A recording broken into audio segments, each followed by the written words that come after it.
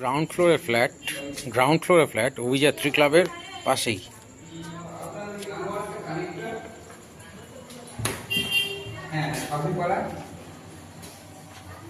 Washroom, basin,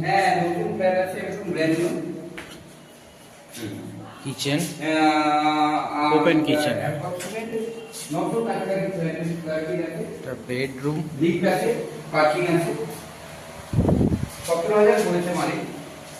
balcony. এখান থেকে একটা এন্ট্রান্স আছে, এটা রাস্তা।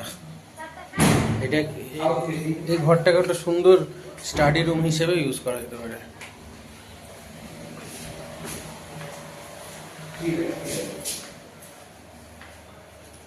এটা একটা বেডরুম,